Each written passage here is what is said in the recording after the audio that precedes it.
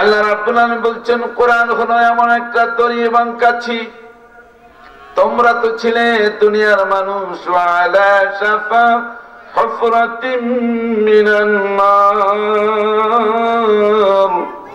জাহান্নামের একদম কাছাকাছি তোমরা চলে গিয়েছিলে।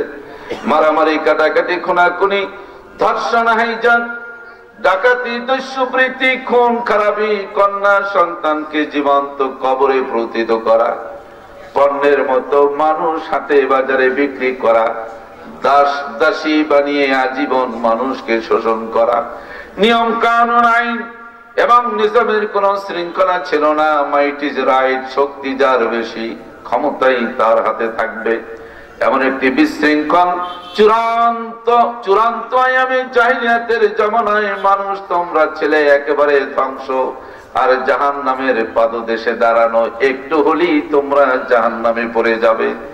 এমন একটা অবস্থা থেকে আমি আল্লাহ রাব্বুল আলামিন আমার হাবিবের মাধ্যমে তোমাদের কাছে একটা রশি নাজিল করি, এই রশিটার নাম হলো কোরআন। জোরে বলুন সুবহানাল্লাহ। আল্লাহ বলছেন তোমাদের নাজাতের জন্য আমি কোরআন দিয়েছি। ওই কোরআনকে আল্লাহ তাআলা বিভিন্ন নামে নামকরণ করেছেন। জোরে বলুন সুবহানাল্লাহ। কোরআনের এক নাম হলো জিকির, কোরআনের এক নাম হলো নূর, কোরআনের এক নাম হলো কিতাবুম মুবিন, কোরআনের এক নাম হলো আশ-শিফা, কোরআনের এক নাম হলো হাবলুল্লাহ। এক এক জায়গায় কোরআনের এক একটি নাম। আল্লাহ রাব্বুল আলামিন কোরআনকে এই নামে নামকরণ করেছেন, যেমন হলো জিকির। কি সুন্দর করে আল্লাহ বলছেন, ইন্না নাহনু নাযালনা যিকরা ওয়া ইন্না লাহু লাহাফিজুন। জিকির নাজিল করেছি আমি, কিয়ামত পর্যন্ত এই জিকিরকে সংরক্ষণ করার দায়িত্ব আমি আল্লাহ তাআলা। এখন এই জিকির মানে কি হালকায় জিকির? আপনারা মসজিদে প্রতি সপ্তাহে যা করেন, এটা এই হালকায় জিকির আমি নাজিল করেছি। এখানে তোমরা যা জিকির করো আল্লাহ এই জিকিরের কথা বলেন নাই। এখানে স্পেসিফিক স্পষ্ট ভাবে মুফাসসিরিন কিরাম বলেন, এখানে জিকির মানে হলো লাউহে মাহফুজ থেকে সংরক্ষিত কোরআন আল্লাহ দুনিয়ায় নাজিল করেছে। কোরআন আল্লাহ বলছেন কোরআন আমি নাজিল করেছি, কিয়ামত পর্যন্ত এই কোরআন হেফাজতের দায়িত্ব আমি আল্লাহ তাআলার। আল্লাহ হেফাজত করতে পারেন কি পারেন না? পারেন, এবং করছেন কিনা?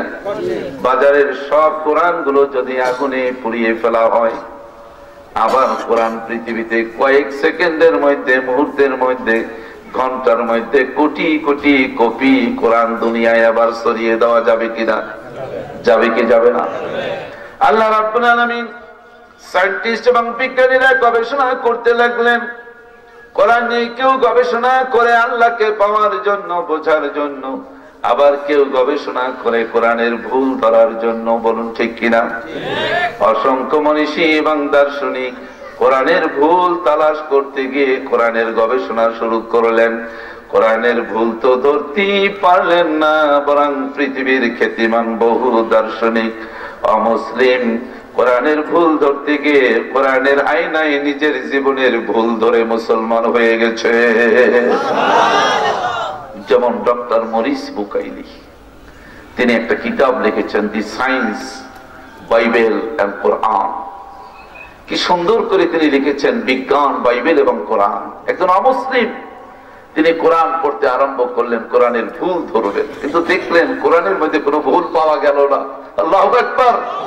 কারণ তিনি দেখলেন কোরআনে আয়নার কাছে নিজের জীবনের অযাচিত, অবাঞ্ছিত ভুলগুলো ধরা পড়লো। তিনি ইসলাম গ্রহণ করে মুসলিম হয়ে গেলেন। কোরআনে ভুল আছে নাকি? বাদশাহ হারুনুর রশিদ, মামুনুর রশিদ, তার দরবারে প্রতিদিন বৈকালীন একটি চায়ের আসর বসত। সেখানে দেশের খ্যাতিমান কবি, সাহিত্যিক, বুদ্ধিজীবী, দার্শনিক, চিন্তাবিদেরা বসতেন। ইসলামের বিভিন্ন দিক নিয়ে, কোরআনের বিভিন্ন দিক নিয়ে আলোচনা হতো। বাদশার নাম কি? মামুনুর রশিদ। তাদের মধ্যে একজন লোক বসতো, বড় চমৎকার করে কথা বলে, কথার মধ্যে যুক্তি আছে, কোরআন এবং হাদিসের দলিল আছে, অথচ লোকটা ইহুদি, কথা বলে বড় চমৎকার করে।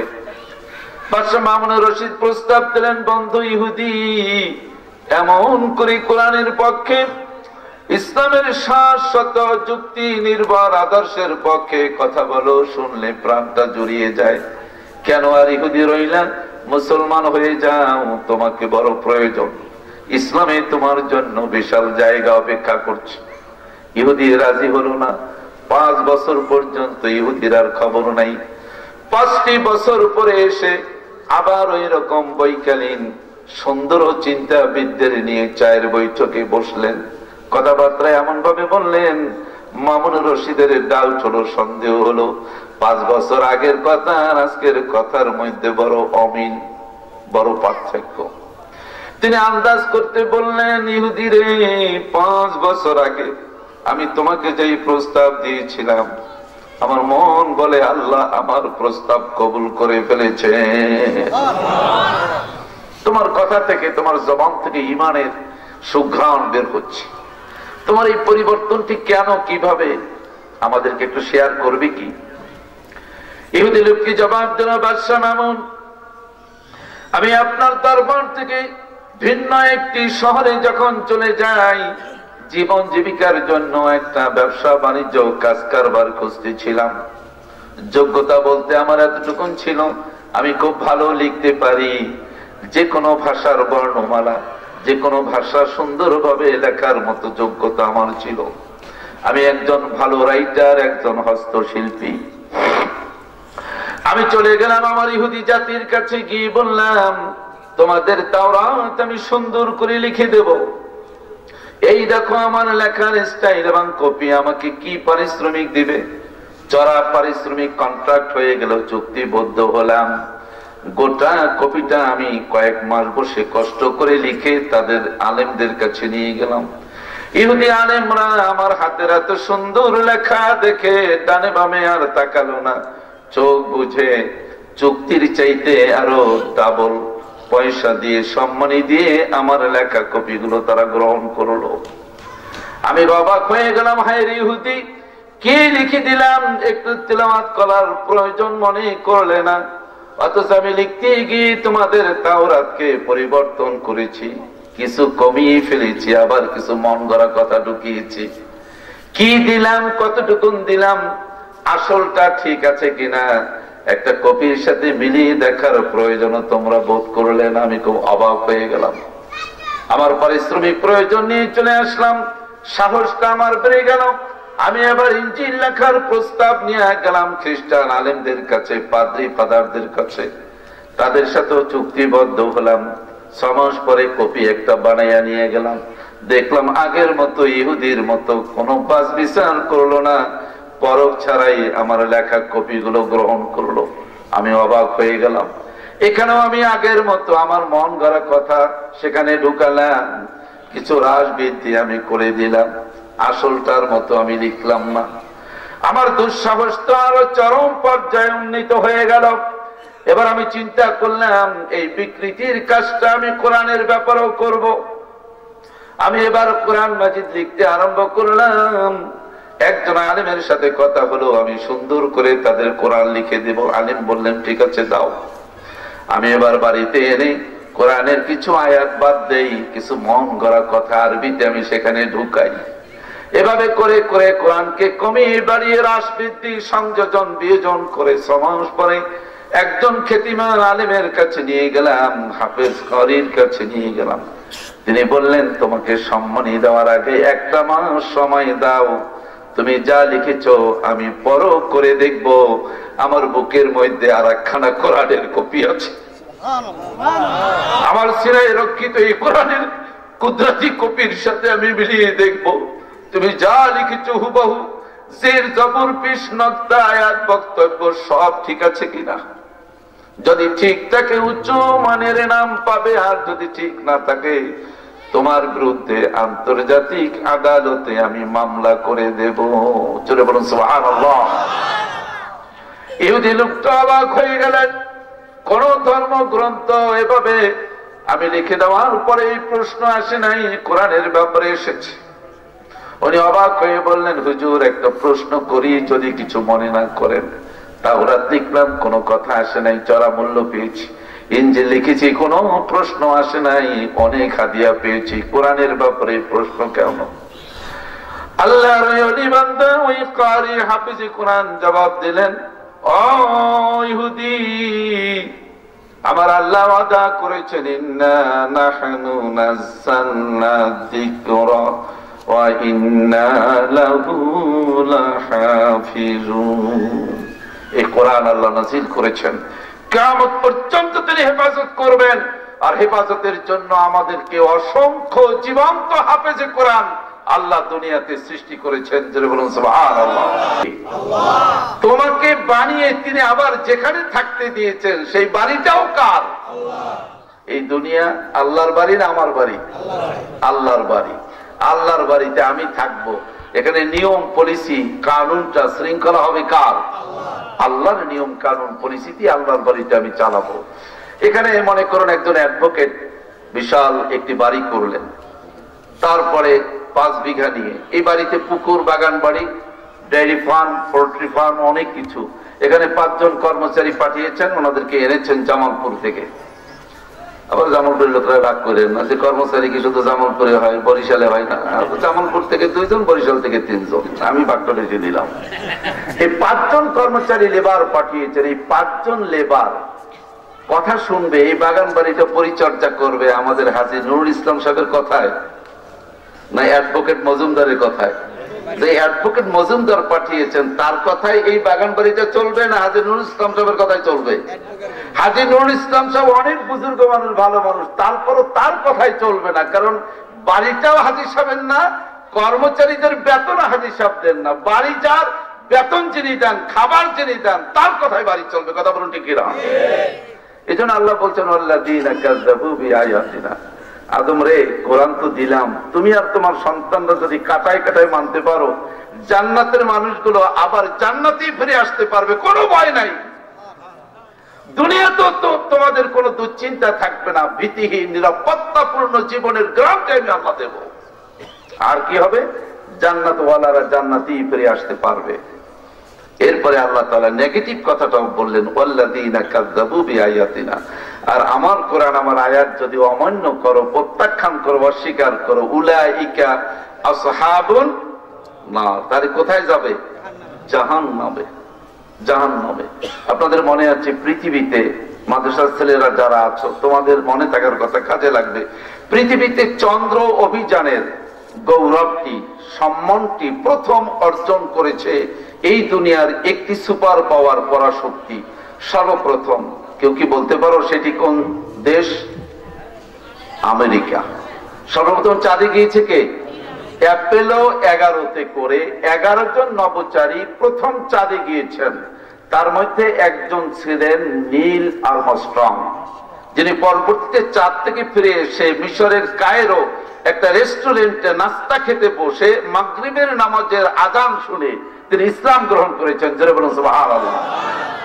তিনি আজান শুনতে পেলেন, আজানের মধ্যে একটা শব্দ লব্জ তাকে আলোড়িত করলো এবং একটা ঘটনা তার মনে করিয়ে দিল। সেই লব্জটা কি? বিজ্ঞানী নীল আর্মস্ট্রং, যিনি অ্যাপোলো 11-তে করে আমেরিকান বিজ্ঞানী, একজন নভোচারী, চাঁদে যাওয়ার গৌরব অর্জন করেছিলেন।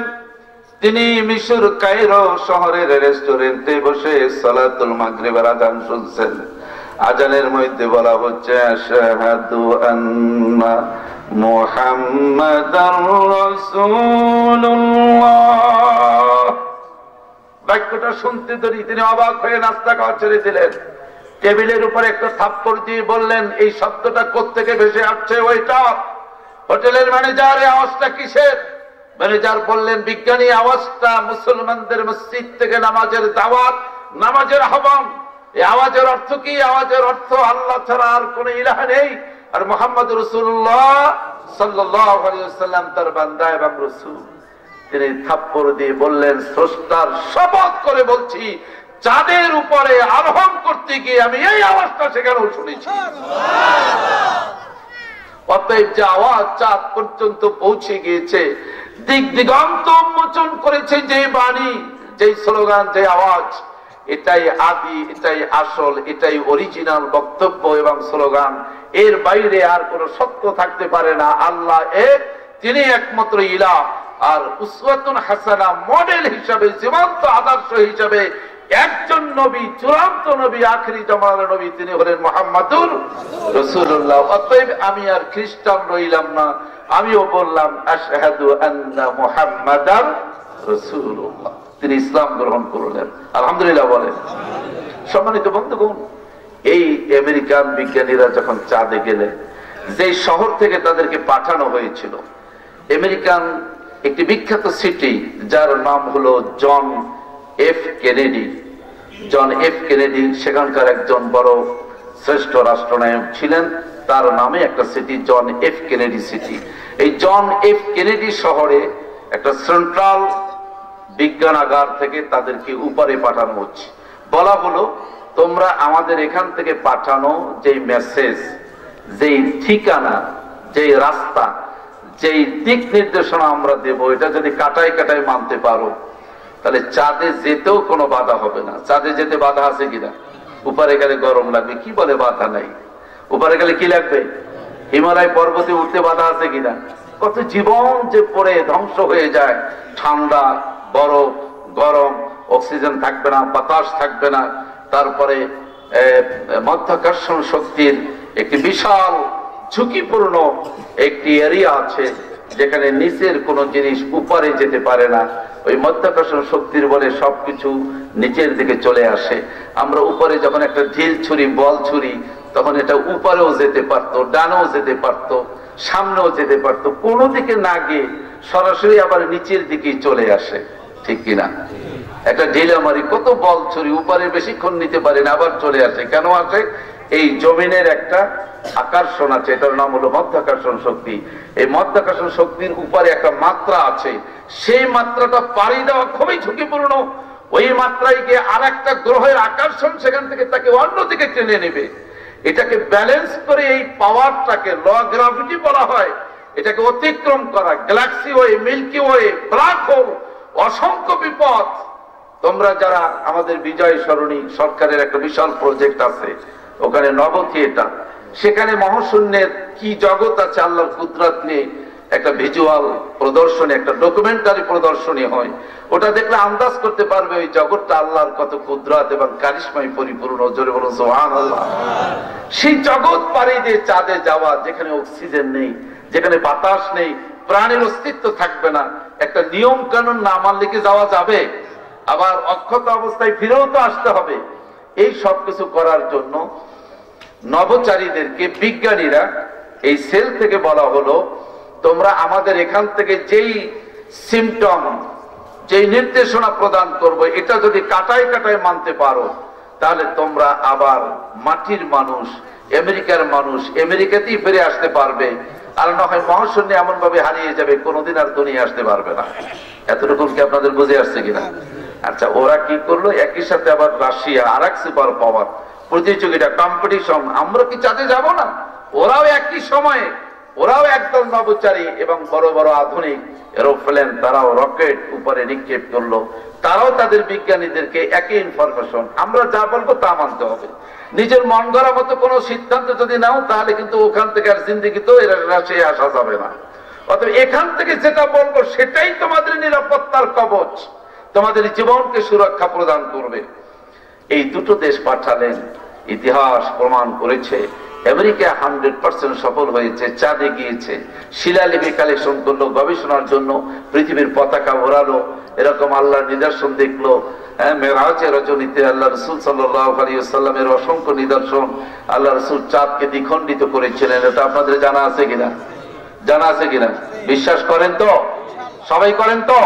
এটার নাম হলো মুজিজাতুন নবী সাল্লাল্লাহু আলাইহি ওয়াসাল্লাম। আল্লাহ তাআলা তার রাসূলকে 3000-এরও বেশি মুজিজা দান করেছেন। জোরে বলুন সুবহানাল্লাহ। এক একটি বিশাল বিশাল মুজিজা। দুনিয়ার সবচাইতে বড় মুজিজা আখিরি নবীর প্রতি আল্লাহ নাযিল করেছেন, সেই মুজিজার নাম হলো কোরআনুল কারীম। পৃথিবীর সমস্ত নবীদের মুজিজা শেষ হয়ে গেছে, আর কোন নবীর মুজিজা নাই। হযরত মুসা আলাইহিস সালামের মুজিজা ছিল হাতের লাঠি ছেড়ে দিলে সাপ হয়ে যেত। আল্লাহু আকবার বলুন। হাত এভাবে ফোকাস করলে হাতের আঙ্গুলগুলো থেকে লাইট বের হতো, সামনের সার্চ লাইটের মতো রাস্তা আলোকিত হয়ে যেত। আল্লাহু আকবার। বগল উঁচু করলে এখান থেকে ফোকাস লাইট বের হতো। সমুদ্রে লাঠি দিয়ে আঘাত করলে রাস্তা তৈরি হয়ে যেত। পাথরের মধ্যে আঘাত করলে পাথর থেকে বৃষ্টির ধারায়, ঝর্ণার ধারায় পানি বের হতো। এইসব মুজিজা কি এখনো দুনিয়ায় আছে নাকি? বাংলাদেশের পৃথিবীর কোন আল্লাহর ওলি এভাবে নদীর মধ্যে আঘাত করলে রাস্তা বোধহয় আবার হবে? হযরত ঈসা আলাইহিস সালাম কুম বিইজনিল্লাহ, 1000 বছর আগে একজন মানুষ মরে গেছে, কবরে কিছু নাই, কবরের পাশে গিয়ে বলতেন কুম বিইজনিল্লাহ, আল্লাহর হুকুমে জিন্দা হও, সাথে সাথে কবর থেকে জীবন্ত মানুষ উঠে আসতেন। জোরে বলুন সুবহানাল্লাহ। কুষ্ঠ রোগী, এর গায়ে যদি তিনি হাত বুলিয়ে দিতেন, রোগ নিরাময় হয়ে লোকটা ভালো হয়ে যেত। এভাবে অসংখ্য মুজিজা ছিল। ইব্রাহিম আলাইহিস সালামকে আল্লাহ মুজিজা দিয়েছেন, নূহকে মুজিজা দিয়েছেন। সব নবীরা দুনিয়া থেকে বিদায় নিয়েছে, তাদের মুজিজাও বিদায় নিয়েছে। আমাদের নবী দুনিয়া থেকে বিদায় নিয়েছেন, তার একটি মুজিজা আজও অবশিষ্ট আছে এবং থাকবো কিয়ামত পর্যন্ত। সেই মুজিজার নাম হলো কোরআনুল কারীম। এর চাইতে মজাদার, এর চাইতে সায়েন্টিফিক, এর চাইতে বাস্তব জীবন্ত মুজিজার পৃথিবীতে দ্বিতীয় আরেকটি হতে পারে। কাজে রাশিয়ার বিজ্ঞানীরা এই নির্দেশ মানতে ব্যর্থ হওয়ার কারণে তারা ওই যে মহাশূন্যের অনেক বিপদ আছে, বড় বড় উল্কা পিণ্ড আছে। আপনার রাতে দেখেন, আমরা বলি তারা বসায়, ছোটবেলা বলতাম যে মা ওই যে ফট করে দৌড় দিল, ওইটা কি কয়? তারা জায়গা পাল্টিয়েছে। বড় হয়ে বিজ্ঞানের কিতাব খুলে দেখলাম তারা জায়গা পাল্টায় না, বরং বিভিন্ন উল্কা পিণ্ড এক জায়গা থেকে আর একদিকে ছুড়ে মারা হয়। হাদিসে পড়লাম ফেরেশতাদের কথোপকথন শোনার জন্য ইবলিস শয়তান ঊর্ধ্বাকাশে গিয়ে ওত পাতে, একটা সীমানা পর্যন্ত যাওয়ার শক্তি তাদেরকে আল্লাহ দিয়েছেন। ওখানে গিয়ে কান পাতে কিছু কথাবার্তা শোনা যায় কিনা, ওই কান পেতে ওইটা শুনি এসে বলে যে তোমার ঘরের মধ্যে তাবিজ আছে। আন্দাজে মান্দাজে কিছু বলে, হয়তো একটা সত্য হয় আর একটা সত্য। জেনেরা অনেক গায়েবী কথাবার্তা বলে না, উদ্ভট কথাবার্তা বলে, এটা সেটা। ওই একটু সিটা ফাটা শুনে হয়েছে তিল, এখানে বানিয়ে ফেলে তাল, ইত্যাদি ইত্যাদি। ওদেরকে তাড়ানোর জন্য আল্লাহ তাআলা বোম নিক্ষেপ করেন, সেইগুলো কি আমরা বলি উল্কা পিণ্ড নিক্ষিপ্ত হয়েছে বা ছুঁড়ে মারা হয়েছে। এভাবে অসংখ্য ব্ল্যাক হোল আছে, কোটি কোটি নক্ষত্র এক একটি আকর্ষণে তারায় এই অন্ধকার ব্ল্যাক হোলের মধ্যে এমন ভাবে হারিয়ে যায়, কোনদিন তারা আর অস্তিত্ব লাভ করে না। ঘন্টায় কোটি কোটি মাইল বেগে এই ব্ল্যাক হোল শত শত তারকা নক্ষত্রকে তার ভিতরে নিয়ে বিলীন করে দেয়। জোরে বলুন সুবহানাল্লাহ। বিশ্ব জগৎ যে কত বিস্ময়কর, এটা বোঝানো যাবে না। এই বিপদগুলো পাড়ি দিয়ে চাঁদে যাওয়ার আশা, বিজ্ঞানীরা আমাদের কথা মেনে নিও, রাশিয়া কথা মানলো না, খামখেয়ালি করলো, কোনদিন আর ফিরে আসতে পারেনি। আমেরিকা কথাগুলো মানলো, তারা অনুসরণ করার কারণে চাঁদে গেল, চাঁদ শেষে সব কাজকর্ম কমপ্লিট করে আবার আমেরিকার মাটিতে ফিরে আসতে পেরেছে। এটা হলো তাদের সাকসেসফুল, তাদের 100% সফলতা। এই উদাহরণটা যেরকম, এই কারণে আল্লাহ বলছেন ফামাং তাবিয়া হুদাইয়া, জান্নাত থেকে নামেন। আল্লাহ গো, এই জান্নাতে আর আনবো না কোনোদিন, এত সুন্দর বাড়ি। হ্যাঁ আনবো, যদি আমার দেওয়া এই আসমানে হেদায়াত মানতে পারো, তাহলে আবার জান্নাতের বাড়িতে আসতে পারবে। ফামাং তাবিয়া হুদাইয়া ফালা খাউফুন আলাইহিম ওয়ালা হুম ইয়াহজানুন, কোনো ভয় নাই, আবার জান্নাত পাইবা যদি মানতে পারো। ওয়াল্লাযীনা কাযযাবু বিআয়াতিনা, আর যদি আয়াত অস্বীকার করো, উলাইকা আসহাবুন নার, জান্নাত তো দূরের কথা, ছিটকে গিয়ে জাহান্নামে পতিত হবে, কোনদিন আর সেখান থেকে ফিরে আসতে পারবে না। কথা কি বুঝাতে পেরেছি? অতএব কোরআনের এক নাম হুদা, কোরআনের এক নাম জিকির, কোরআনের এক নাম কিতাবুম মুবিন। অসংখ্য নাম আছে কোরআনের। সেই কোরআনকে আল্লাহ তাআলা এখানে বলেছেন আতাসিমু বিহাবলিল্লাহ, আমি তোমাদের জন্য একটা নির্দেশ দিচ্ছি, তোমরা সবাই মিলে ধরো। কি ধরবা? রশি ধরো। কোরআনকে আল্লাহ রশির সাথে এখানে তুলনা করেছেন। জোরে বলুন সুবহানাল্লাহ। এখানে আল্লাহ তাআলা বলতে পারতেন আতাসিমু বিকুরআনিল্লাহ ওয়াতাসিমু বিফুরকানিল্লাহ ওয়াতাসিমু বিহিদায়াতিল্লাহ, কারণ কোরআনের এক নাম হুদা বা হেদায়াত। ওয়াতাসিমু বিনূরিল্লাহ, কোরআনের এক নাম নূর, এটাও আল্লাহ বলতে পারতেন। ওয়াতাসিমু বিহাকিমিল্লাহ, কোরআনের এক নাম হাকিম, তাও বলতে পারতেন। কোনটাই বললেন না। আল্লাহ বললেন কোরআন হলো একটা দড়ি, একটা রশি, এই রশিটাকে তোমরা আঁকড়ে ধরো। জোরে বলুন সুবহানাল্লাহ। দড়ির কথা বললেন কেন? আল্লাহর মিসাল দেওয়ার আন্দাজ টান্দাজ বোধহয় একটু কমে গেছে। এত কিছু বাদ দিয়ে আল্লাহ দড়ি বললেন কেন, রশি বললেন কেন? রশি বলার কারণ আছে। মাঠের মধ্যে আপনি লাকড়ি শুকাতে দিয়েছেন, দুষ্ট পোলাপানেরা বিকাল বেলা খেলে এই কাঠগুলো লাঠিগুলো মাঠের বিভিন্ন প্রান্তে ছড়িয়ে ছিটিয়ে রেখেছে।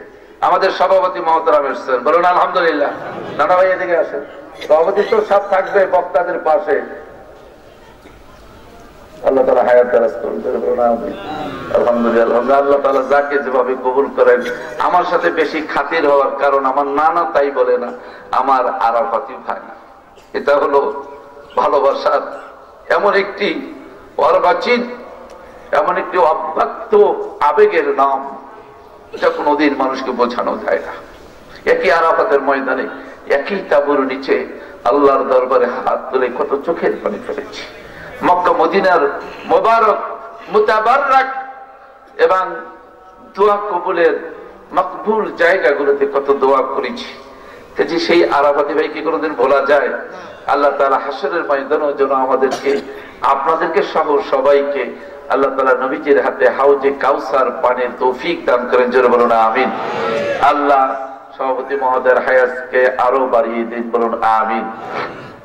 মুআজ্জাজ হাজরিন, বলতেছিলাম যে কোরআনুল কারীমের এক নাম আল্লাহ বলেছেন রশি। মাঠের মধ্যে ছেলেরা লাকড়িগুলো এলোমেলো করে রেখেছে, ধানগুলো শুকাতে দিয়েছিলেন, গোছাগুলো এলোমেলো, অন্যান্য জিনিসপত্র এলোমেলো, সবগুলোকে এক জায়গায় গুছিয়ে বাড়িতে আনতে হলে এক জায়গায় জমা করে আপনার একটা জিনিসের দরকার, সেই জিনিসটার নাম কি? রশি, ঠিক কিনা? 18টা লাকড়ি, আমাদের বরিশালে বলে চলা। এই চলা বা লাকড়ি বড় বড় কাষ্ঠ 18 জায়গায় ছড়িয়ে আছে, এক জায়গায় জমাইলেন, আনতে পারবেন? বাঁধার জন্য একটা কিছু লাগবে, তার নাম কি? রশি। আল্লাহ তাআলা বলছেন, মোমেনরা রে, কেউ সালাফি হইবা, কেউ হানাফি হইবা, কেউ সরমনাই হইবা, কেউ সরসিনা হইবা, কেউ জনপুরি হইবা, কেউ শিবির হবা, কেউ তাবলিগ হইবা, কত কিছু যে তোমরা হইবা। এই এত কিছু হয়ে মারামারি, কাটাকাটি, ধরাধরি, তারপরে পিটাপিটি, একজন কাফের, একজন ফাসেক, একজন বেদাতি, একজন ওয়াহাবি, একজন জাহান্নামী, আমি কেবল জান্নাতি, এইসব হবে কি হবে না? এগুলো হবে, এটা বুঝি আল্লাহ তাআলা ১৫০০ বছর আগে বলেছেন। এইরকম কাটাকাটি মারামারি করলে আমার এই দুনিয়াটায় আমার দিন কায়েম করা যাবে না, বরং তোমাদেরকে সব মতভেদ, মত পার্থক্য, ছোটখাটো বিভেদ ভুলে ঐক্যবদ্ধ ভাবে আমার কোরআনকে অনুসরণ করতে হবে। আমি পাশাপাশি একটা হাদিসে বলেছি, আল্লাহ রাসূল বলেছেন, তারাকতু ফীকুম আমরাইন, আমি বিশ্বের মাঝে কোন সম্পদ রেখে যাচ্ছি না, কেবল দুটি সম্পদ রেখে যাচ্ছি। একটি হলো কিতাব আল্লাহ, আল্লাহর কিতাব কোরআনুল কারীম, আর একটা হলো আমি বিশ্ব নবীর জীবন আদর্শ, আমি বিশ্ব নবীর সুন্নাহ, আমি বিশ্ব নবীর হাদিস। এই দুটোকে যদি ধারণ করতে পারো, লান তাদিল্লু মা তামাসসাকতুম বিহিমা, কোনদিন বিভ্রান্ত হবে না, কোনদিন অপদস্থ অপমানিত হবে না। জান্নাতের মানুষগুলো আবার জান্নাতের পথ পেয়ে যাবে, জোরে বলুন সুবহানাল্লাহ। আমাদের মধ্যে দলাদলি আছে কি নাই? কি মারাত্মক দলাদলি! আল্লাহ বলেন, সব দলাদলি বাদ দিয়ে আমার কোরআনকে ধরবা, আমার কোরআনকে আঁকড়ে ধরবে। নামাজের মধ্যে হাত কোনখানে বাঁধবো, এইটা নিয়েও একটা দলাদলি মুসলমানদের মধ্যে। এবং এই দলাদলি ইতিমধ্যে মহল্লায় মহল্লায়, পাড়ায় পাড়ায়, মসজিদে মসজিদে ঢুকে গেছে। কথা বলো ঠিক কিনা? কেউ বলতেছে জিকির করব জোরে জোরে, কেউ বলতেছে এমন জোরে করতে হবে যেন কলিজা সুদ্ধা ফেটে যায়, আরেকজন বলতেছে জিকির করতে হবে আস্তে আস্তে,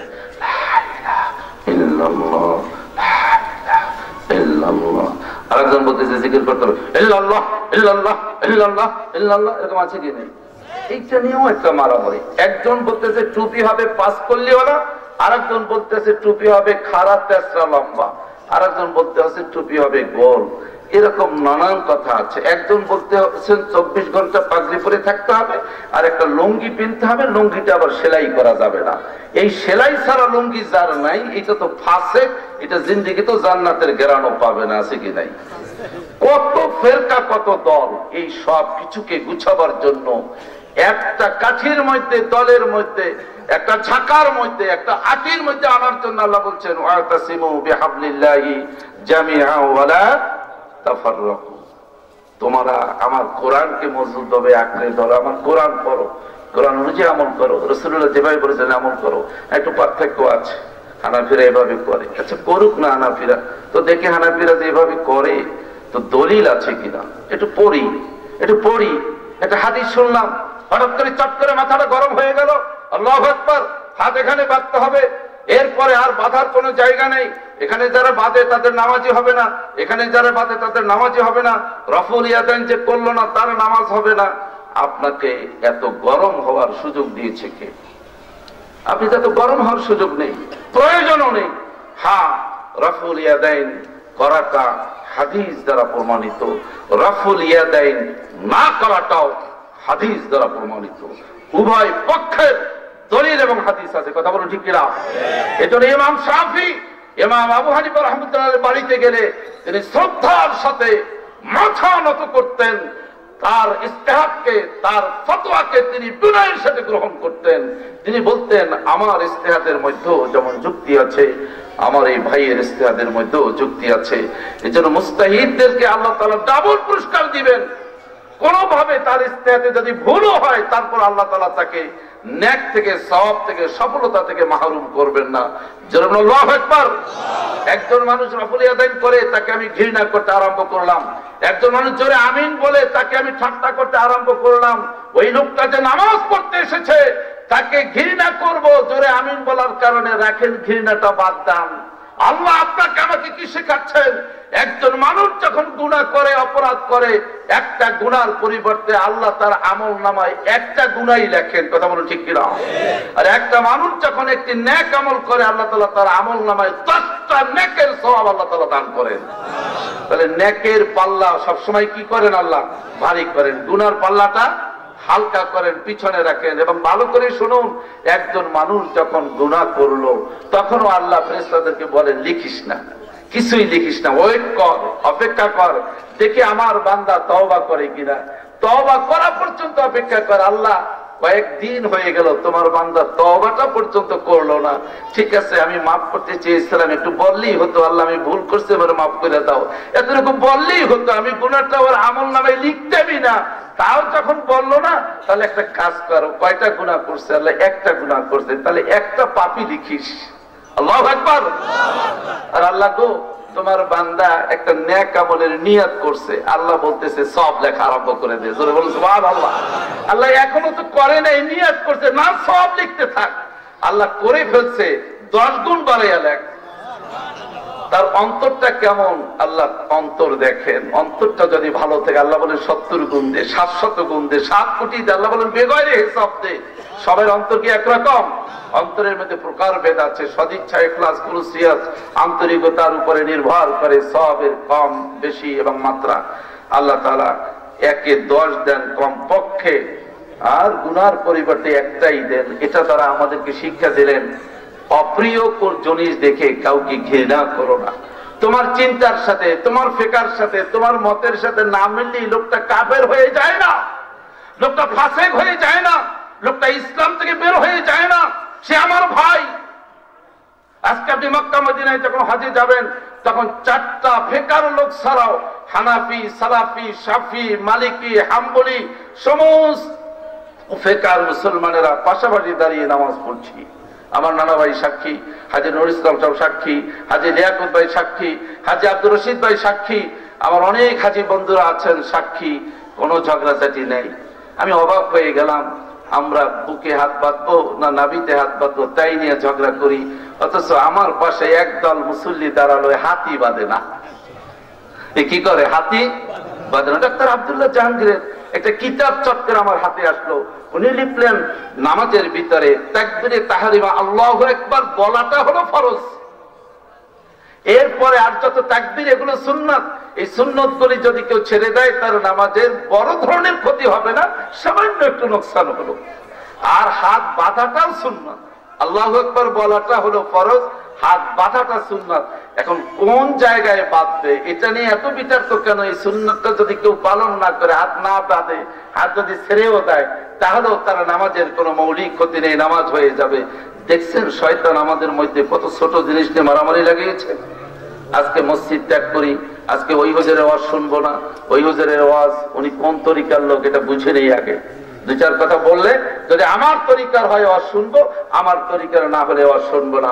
ওই খতিব সাহেব হানাফি, আমি তার ওয়াজে যাইতাম না, বেছে বেছে কোথায় কোথায় সালাফি ইমাম আছে তার মসজিদে দৌড়ে গিয়ে নামাজ পড়বো।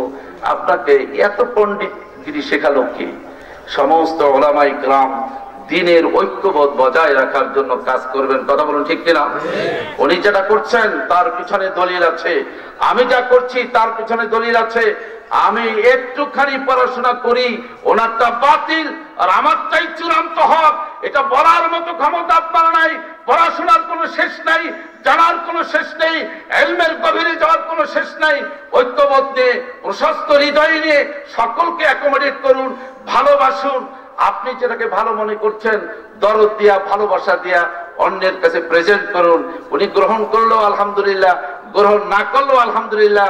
ওনার পাশাপাশি আজীবন নামাজ পড়েছি, উনি গ্রহণ না করলো আজীবন ওনার পাশে নামাজ পড়বো। তাহলে এটা হওয়া উচিত কিনা? মহল্লা পরিত্যাগ করা, মসজিদ চেঞ্জ করা, এটা নিয়ে মহল্লায় দলাদলি মারামারি করা, এটা ওয়াতাসিমু বিহাবলিল্লাহি জামিআন ওয়া লা তাফাররাকু, সম্পূর্ণ পরিপন্থী। কথা বলুন ঠিক কিনা? রোহিঙ্গাতে মুসলমানরা মার খাচ্ছে, আপনি আমি অনেকে বোধহয় টাকা পয়সা দিয়েও সাহায্য করেছি, কেঁদেছি। এমন কোন মসজিদ নাই জুমার মসজিদে দোয়া হয় না। সারা দুনিয়ায় কাশ্মীরি মুসলমানরা মার খায়, আফগানিরা মার খায়, চেচনিয়া বসনিয়ায় মার খায়, বাগদাদে মার খায়, সুদানে মার খায়, তারপরে কাশ্মীরে মার খায়। সমস্ত মুসলমানের জন্য আমরা কাঁদি, ব্যথা অনুভব করি। কোনদিন তো তালাশ করলাম না রোহিঙ্গা মুসলমান চরমনাইর হুজুরের মুরিদ কিনা, এটা বুঝে তারপরে কাঁদবো। বলছিলাম কোনদিন? কাশ্মীরি মুসলমান তাবলীগ জামাতের লোক কিনা, এটা জেনে বুঝে তারপরে কাঁদবো। এই প্রশ্ন তুলেছিলাম? কোনদিন প্রশ্ন তুলে নেই আন্তর্জাতিক বিশ্বের কোন মুসলমান, কোন তরিকার লোক, হানাফি, সালাফি, তাবলীগি, জামাতি, ওরসি, বেদাতি, মাযহাবি, লামাযহাবি, শাফি, মালিকি, কোন খোঁজ খবর নেই। এক বাক্যে শুধু বিশ্বাস করেছি তিনি কালেমাগো মুসলমান, বাস তিনি আমার ভাই, তাকে সাহায্য করা আমার নৈতিক দায়িত্ব।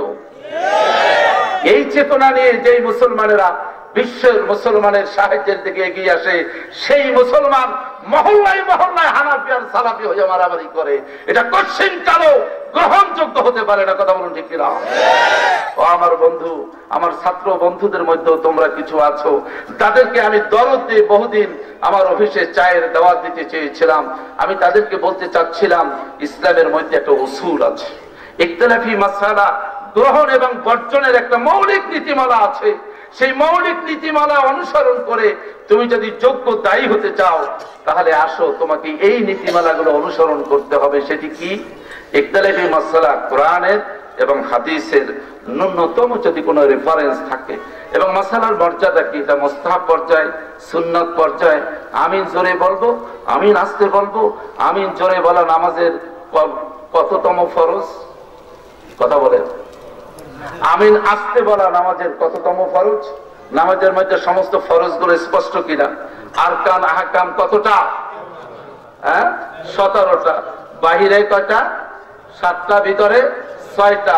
এই যে 17টা ফরজ, এর মধ্যে জোরে আমিন বলা আছে, জোরে আস্তে বলা আছে, রফুল ইয়াদাইন আছে, হাত কোথায় বাঁধবো তার মধ্যে আছে। হাত বুকে বাঁধা এক ফরজ, কিংবা হাত নাভির উপরে বাঁধা এক ফরজ আছে কিছু? তাহলে যেটা ফরজ নয়, যেটা ওয়াজিব নয়, যেটা সুন্নাত, যেটা মুস্তাহাব, যেটা অধিকত, আমি তো বলি it is the decoration of ইসলাম।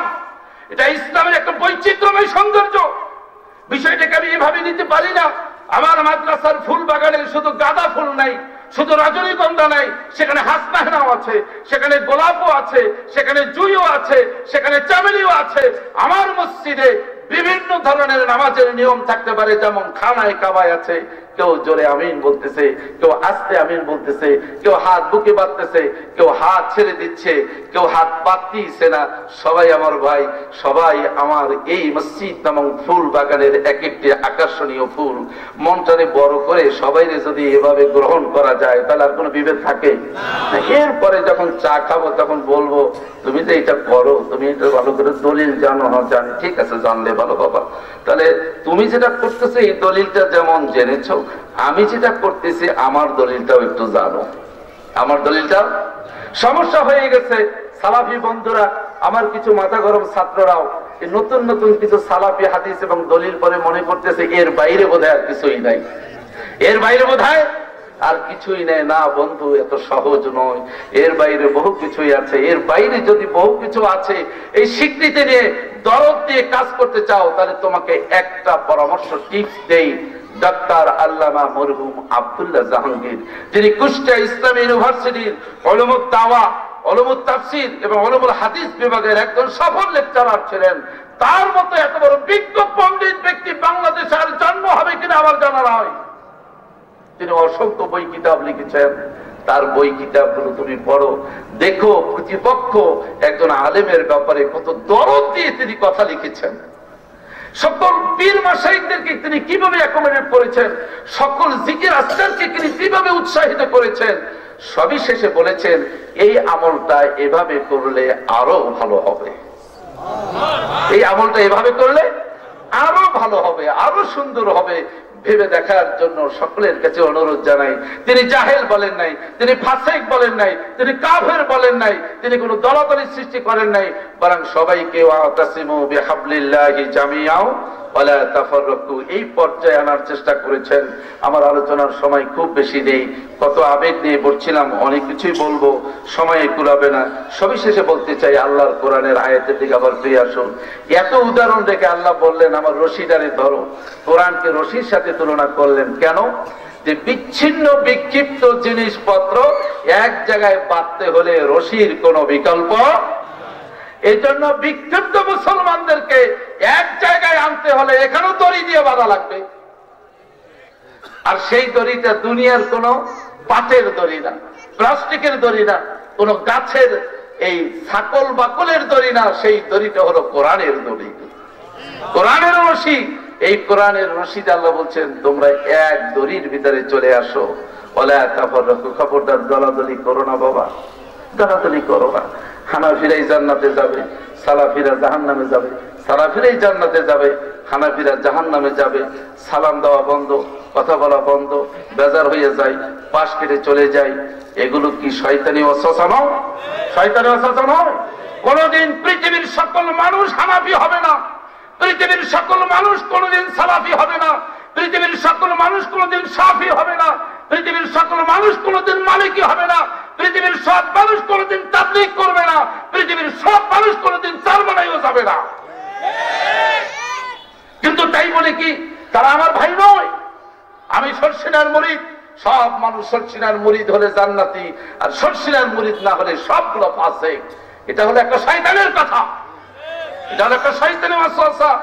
এই দলাদলি, এই কাটাকাটি, এই মারামারি জমিন থেকে যতদিনে দূরীভূত না হবে ততদিনে এই জমিনে কোনোদিন আমাদের ঢাকাতে না থাকলে আমাদের বরিশালে আছে।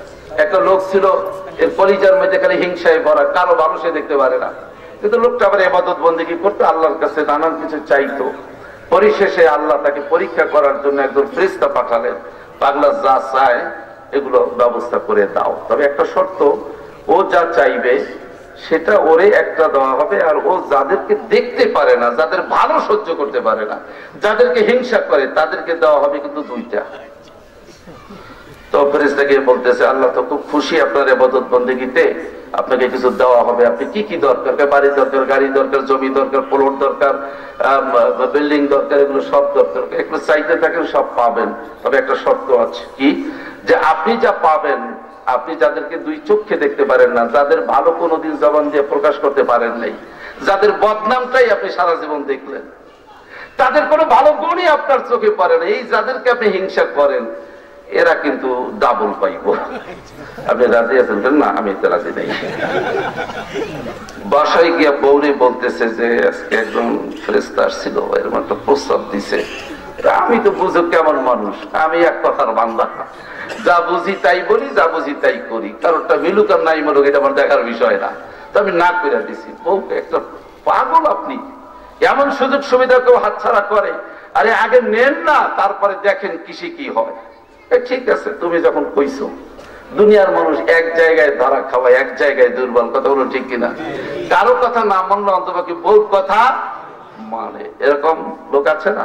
এক বাদশাহ দেখবে কি তার দেশের জনগণ সব তার কথা যতটা মানে, তার চেয়ে ঘরের কথা মানে বেশি। কত পার্সেন্ট তার কথাই চলে, কত পার্সেন্ট বউয়ের কথায় ঘোরে, এটা এক্সাম করার জন্য একটা পাবলিক প্রেজেন্টেশন মেলার আয়োজন করলো। তো বললো তোমরা যারা আমি বাদশার কথায় চলো তারা আসো ডান দিকে, আর যারা বউয়ের কথায় চলো তারা যাও বাম দিকে। তো আমি এই 10 মিনিট চোখ বুঝলাম, এর মধ্যে তোমরা ট্রান্সফারেশনের কাজটা করে ফেলো। তুমি 10 মিনিট চোখ বুঝে থাকার পরে দেখলেন যে তার কথাই যারা চলে এই দলে মাত্র একজন, বাকিরা সব ঘরের কথায় বউয়ের কথায় চলে, ওই দলে গিয়ে ফিরছে। তো ওই একটা পেয়েও সে খুশি, স্টেজে ডেকে কোলাকুলি করে, কপালে চুমু দেয়, তুমি আজকে আমার ইজ্জত বাঁচিয়েছো, সম্মান বাঁচিয়েছো, তো এই দুঃসাহসী কাজ করার জন্য তোমাকে রাজস্বিক পুরস্কার দেওয়া হবে। তুমি এত বড় সাহসী ভূমিকা পালন করলে, তুমি একা এক কাতারে থেকে আমার পক্ষে আছো, তো বাবা এত সাহসটা তুমি কিভাবে করলে? রাজা পুরস্কার দেওয়ার আগে আসল হাকিকতটা শোনেন। বাবা সেটা কি? সেটা হলো বাড়ি থেকে আসার সময় গিন্নি আমাকে বলেছে পাবলিক যেদিকে যাবে তুমি কিন্তু সেদিকে যাইবা না। কাজে বিষয়টা আপনি এখন যেভাবে নেন সেভাবে নিতে পারেন, আমি কিন্তু বলছে তাই এদিকে ছিলাম। তো আলটিমেটলি কি হলো? তো কাজী বউয়ের কথায় তো সবাই ঘরে, তো হিংসু বলতেছে ঠিক আছে ফেরেশতা, ঠিক আছে রাজি, তো ঠিক আছে বলতেছে আল্লাহ আজকে রাতের মধ্যে তুমি আমার এই 2 তলা একটা বিল্ডিং এর মালিক বানিয়ে দাও। সকালবেলা দেখে বাড়িতে 2 তলা বিল্ডিং। 7টার সময় গ্রামে মহল্লার পশ্চিম থেকে একেবারে পূর্ব হয়ে উত্তর প্রান্ত পর্যন্ত গিয়ে দেখে যে সে যাদেরকে ভালো চোখে দেখে না তাদের প্রত্যেকের 2টা করে ডাবল বিল্ডিং। এটা দেখে তার মন খারাপ হয়ে গেল, না এইটা কোন ধরনের কথা?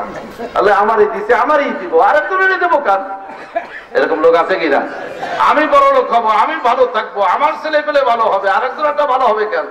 সুনাম সুখ্যাতি আমারটাই ঝরে পড়বে, উপচে পড়বে, মানুষ আমাকে 1 নম্বর টপ বলবে, আমার বাহবা দেবে, আমার প্রশংসা করবে, অন্যটা করবে কেন? এই লোকটার আর ভালো লাগলো না। পরে যাই হোক পরিস্থিতি বললো আর কি দেবে? আল্লাহ আমার একটা গাড়ি দাও। পাবলিকের হয়ে গেল 2টা, উনি পাইলো একটা। আল্লাহ আমাকে 1 বিঘা জমি দাও, পাবলিকের 2 বিঘা ওনার। তো সপ্তাহ 2 পরে চিন্তা করলো না এতে আমার কাজ নাই, তো আমি তো আর কম লোক না, আমি আল্লাহর কাছে তো দোয়া করবো আর খান। তো একদিন গভীর রাতে বলতেছে রব্বুল আলামিন অনেক কিছু দিয়েছো, আর কিছু দরকার নাই, হাজারো শুকরিয়া তোমার দরবারে রব্বুল ইজ্জত, তুমি আমার 2টা চোখের একটা চোখ কানা বানাইয়া দাও। তো একটা চোখ কানা হয়েছে। সকালবেলা গিয়া দেখে গ্রামের সব মানুষ 2 চোখ কানা। তাই আল্লাহ উচিত বিচার তোমার দরবারে আছে, এই জন্যই তো তুমি আল্লাহ। তো আমার মনে হয় আমাদের সমাজের কোন কোন এলাকায় এইরকম একটা পর্যায়ে যেতে খুব বেশি বাকি নেই। কথা বলেন ঠিক কিনা? দলাদলি, মারামারি, বিশৃঙ্খলা, এগুলো ইসলামের কাজ হতে পারে। তো সব বলতে হবে, সেই তো বড় যে অনেককে বুকের মধ্যে জায়গা দিতে পারে, অ্যাকোমোডেট করতে পারে। ওয়াতাসিমু বিহাবলিল্লাহি জামিআও, আমার ভাইয়ের সাথে আমার ঐক্য ঠিক রাখার জন্য, আমার ভাইয়ের সাথে আমার বন্ধুত্ব থাকবে, হোক না আমার ভাই আহলে হাদিস, আমার ঐক্য ঠিক রাখার জন্য আমি তাবলীগকেও ভালোবাসবো, হোক সে আমার মতের খেলাফ। মুসলমানের ঐক্য ঠিক রাখার জন্য আমি চরমনাইওয়ালাদেরকেও মহব্বত করব, হোক না সে চরমনাই, হোক না আমি জৈনপুরি কিংবা সরসিনা। কথা কি বুঝেন?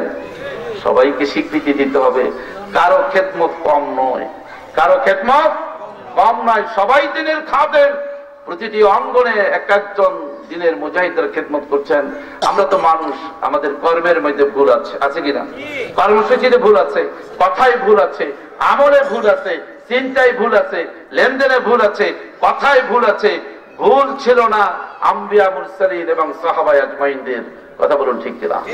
এই জমানার লোকদের দরবারের, খানকার, মার্কাজের, আহলে হাদিস, সালাফি, হানাফি সবার মধ্যে ভুল আছে, একমাত্র নবী রাসূলদের কোনো ভুল ছিল না। আল্লাহু আকবার। ফেরেশতাদের ভুল নাই, মানুষের কথা বলুন ঠিক কিনা? মানুষের ভুল আছে, শয়তানের আস্তাগফিরুল্লাহ।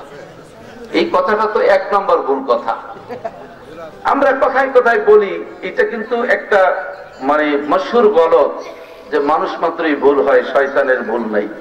এটা প্রায় 99% লোকের আমরা বলি। এই কথাটার চাইতে এত মিথ্যা কথা দুনিয়াতে আর দ্বিতীয়টা নাই। আমরা বলতে চাইলে এভাবে বলবো, মানুষ মাত্রই ভুল আছে, ফেরেশতাদের নাই। শয়তানের ভুল আছে কিনা? শয়তান তো 100% ভুলে ভরা। অহংকারের কারণে শয়তান শয়তান হয়েছে, নয় সে ছিল মুআল্লিমুল মালাইকা, সমস্ত ফেরেশতাদের লিডার। একটা বদ খাসলাতের কারণে শয়তান আজাজিল লিডার থেকে সে শয়তানে পরিণত হয়েছে। এই বদ খাসলাতের নাম হলো তাকাব্বুর এবং অহংকার। কথা বলুন ঠিক কিনা? মুমিনদের অহংকার মানে না। আমরা বনি আদম, আমাদের দিলে অহংকার থাকবে কেন? দেখুন না, আল্লাহ প্রমাণ পেশ করেছেন বনি আদমের খাসলাত কেমন আর শয়তানের খাসলাত কেমন। আল্লাহ বললেন, আমি তোমারে আদম মানা করছিলাম না ওই গাছটার কাছেও যেও না, তুমি তারপরও গেলে। তুমি পারলে, আমি তোমাকে কোন শাস্তি দেওয়ার আগে আত্মপক্ষ সমর্থনের সুযোগ নিয়ে আদম হাওয়া আমি তোমাদেরকে নোটিশ করছি, তোমরা কি পারলে? কেন করলে এই কাজটা? আদম এবং হাওয়া কোনো যুক্তি পেশ করলেন না, বিগলিত নেত্রে বললেন, রব্বানা যালামনা আনফুসানা ওয়া ইল্লাম তাগফির লানা ওয়া তারহামনা লানাকুনান্না মিনাল খাসিরিন। জোরে বলুন সুবহানাল্লাহ। কি বললেন? আল্লাহ, আমি ভুল করছি, আমার কাজটা ঠিক হয় নাই, আমি একেবারেই খারাপ করছি, আমার ভুল হয়ে গেছে, তুমি আমারে মাফ করে দাও। একই সময় আল্লাহ রাব্বুল আলামিন শয়তানকে আত্মপক্ষ সমর্থনের সুযোগ দিলেন। এই পৃথিবীর জাজ কোর্ট, হাইকোর্ট, সুপ্রিম কোর্ট কিভাবে বিচার করবে, কিভাবে শাস্তি দেবে, এর সুন্নাতটা আল্লাহ রাব্বুল আলামিন দুনিয়ার মানুষকে শেখালেন। ধরেই কাউকে শাস্তি দেওয়া যাবে না, আসামিকে আত্মপক্ষ সমর্থনের সুযোগ দিতে হবে। কথা বলুন ঠিক কিনা? নিয়মটা জারি করেছেন কে? আল্লাহ রাব্বুল আলামিন জারি করলেন। আদমকে বললেন, আদম, আমি তোমারে শাস্তি দিয়ে বিনাশ করে দিতে পারি, তা দিলাম না। অপরাধটা কেন করলা? কারণ দর্শাও। কারণ দর্শানোর নোটিশ পেয়ে আদম বললেন, আল্লাহ, আমার ভুল হয়ে গেছে, আমি ঠিক করি নাই, তুমি আমারে মাফ করো, না হয় আমার কোনো উপায় নাই। একই কারণ দর্শনের নোটিশ হলো শয়তান, তুমি কেন সাজদা করলে না? আল্লাহ বলেছিলেন উসজুদু লিআদম ফাসাজাদু ইল্লা ইবলিস, শয়তান সাজদা করলো না। কারণ দর্শানোর নোটিশ পেয়ে বললেন রাব্বুল আলামিন। কি বললো শয়তান? শয়তান বললো, আল্লাহ, আমার ভুল হয়ে গেছে, আমি মাফ চাই, তুমি আমারে মাফ করে দাও। এটা বলছেন শয়তান? এটা বলছেন? শয়তান কিন্তু নিজের ভুল দেখে না, সব সময় অন্যের ভুল দেখে। কথা বলে ঠিক না? শয়তান নিজের ভুল কোনোদিন দেখে না। এই শয়তানি খাসলাত কোন মানুষের হতে পারে না। শয়তান কিন্তু বললেন, আল্লাহ, আমি সেজদা কেন করব? তোমার হুকুমটাই তো ঠিক হয় নাই। নাউজুবিল্লাহ। আল্লাহরে উল্টা থ্রেট দেয় শয়তান, তুমি তো ঠিক করো নাই। এই কাদা মাটির একটা পুতুল জুনিয়র সৃষ্টি, এই নতুন ধারা, এই নতুন প্রজন্ম, তার সামনে আমারে মাথা নত করতে বলো।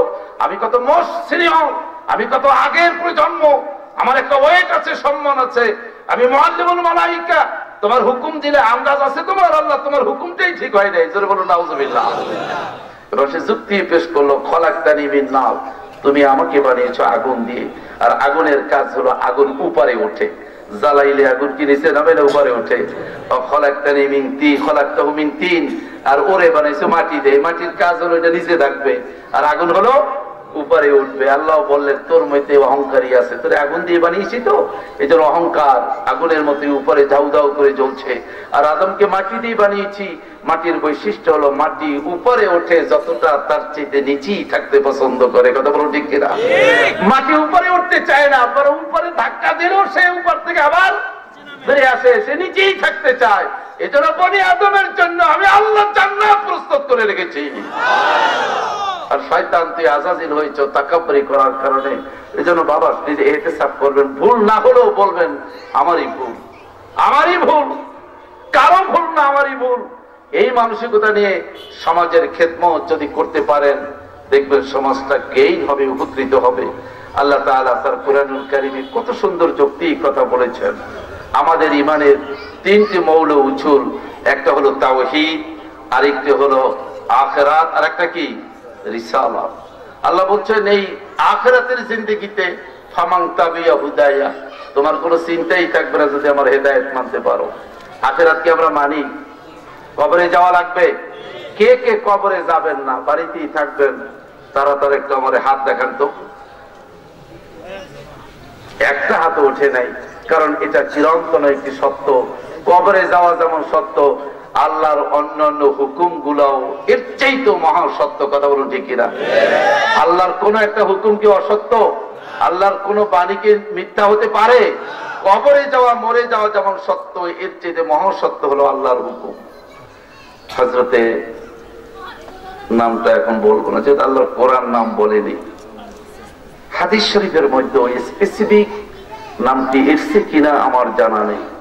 কোরআন বলেছে আল্লাহর এক বান্দা, আও কাল্লাযী মাররা আলা ক্বরিয়াতিন ওয়া হিয়া খাবিয়াতুন আলা উরুশিহা। আল্লাহ বলছেন ভূমিকম্প হয়ে একটা গ্রাম একেবারে ধ্বংস করে দিয়েছি। এই ভূমিকম্পে ধ্বংস, মানুষগুলো সব পচে গলে নিঃশেষ, ঘর বাড়িগুলো খামের উপরে, পিলারের উপরে, ছাদের উপরে সব উপর হয়ে পড়েছে। এমন একটি ধ্বংসস্তূপ বিরাট জনপদের ভিতরে দিয়ে আল্লাহ বলছেন আমার এক বান্দা, আও কাল্লাযী মাররা আলা ক্বরিয়াতিন, আমার এক বান্দা ওই গ্রাম দিয়ে যাচ্ছিল। যাওয়ার পথে সে বলতেছে আল্লাহ, ও আল্লাহ, হাযিহিল্লাযী বাদা মাউতিহা, এই জনপদটাকে তুমি আবার জিন্দা করতে পারবে? এই মানুষগুলো মরে শেষ হয়ে গেছে, কিয়ামতের ময়দানে এরকম জনপদ তুমি আবার জীবিত করবে? আল্লাহ কেমনে করবা? আল্লাহ পারবেন কিনা? আল্লাহর এক প্রিয় বান্দা, কোরআন তার নামটি বলেনি, আল্লাহর এক নেক বান্দা। আমি এভাবেই বলতে চাই যেভাবে কোরআন বলেছে। হ্যাঁ, মুফাসসিরিনে কেরাম তার নাম বলেছে, আমি মুফাসসিরিনদের সাথে একমত প্রশ্ন, আমিও তার নাম পরে বলবো। আল্লাহ তারা বললেন তোমার কি বিশ্বাস হয় না? আল্লাহ আমি বিশ্বাস করি, একটু যদি দেখাইতা। বন্ধু আমার, বাবাজি আমার, আল্লাহ রাব্বুল আলামিন কি করলেন? সুম্মা আমাতা, ওই লোকটানে আল্লাহ মরণ দিয়ে দিলেন, মরণ দিয়ে দিলেন দীর্ঘ জীবন। সুম্মা আমাতাহুল্লাহু মিয়াতা আমিন, আল্লাহ ওই বিরান ধ্বংস স্তূপের মতো লোকটারে মৃত্যু দিলেন, ঘুম দিলেন। এমন ঘুম আর মউত দিলেন 100 বছর পর্যন্ত লোকটা মউতের হালতে পড়ে থাকলো। কয়শো বছর? সুম্মা বাআসা, অতঃপর আল্লাহ তারে জিন্দা করলেন। আল্লাহ তারে 100 বছর পরে জিন্দা করলেন এবং জিজ্ঞেস করলেন কাম লাবিস্তা, ও আল্লাহর বান্দা, আমার গোলাম, তুমি এই জায়গায় কয়দিন ধরে আছো? বুঝলেন এই কথাটা? আল্লাহ মরণ দিয়ে রেখেছেন কয় বছর? 100 বছর। আল্লাহ জীবিত করলেন। এখন উনি কি বলতে পারেন যে কতদিন? পারেন। আল্লাহ জিজ্ঞেস করলেন কাম লাবিস্তা, তুমি এখানে কতদিন? ক্বালা বাল লাবিস্তু ইয়াওমান আও বা'দা ইয়াওম। সূরাতুল বাকারা আয়াতুল কুরসি পড়ে একটু সামনে যাবেন, এই আয়াতগুলো পেয়ে যাবেন। তিনি বললেন আল্লাহ গো, আমি এখানে একদিন অথবা মনে হয় একদিনেরও কম সময় ধরে আমি একটু ঘুমাইছিলাম। আন্দাজ দেখছেন? আন্দাজ দেখছেন লোকটা? আল্লাহ বলতেছে আমি তোমারে এখানে রাখলাম কত বছর? 100 বছর। আল্লাহ থেকে জিজ্ঞেস করলাম কাম লাবিস্তা, কতদিন ছিলা? লোকটা বলছে লাবিস্তু ইয়াওমান আও বা'দা ইয়াওম, আল্লাহ আমি 100 বছর পর্যন্ত একদিন অথবা একদিনের চাইতে কম এখানে আমি আছি। কারণ তিনি নিজের অবস্থান থেকে বুঝতে পারছিলেন না। বিজ্ঞানীরা, সায়েন্টিস্টরা একটুখানি ফ্রিজ আবিষ্কার করে মনে করো আল্লাহর দরকার নেই, আমরাই তো সব পারি। একটু এয়ার কন্ডিশন তৈরি করে মনে করো কিছু না,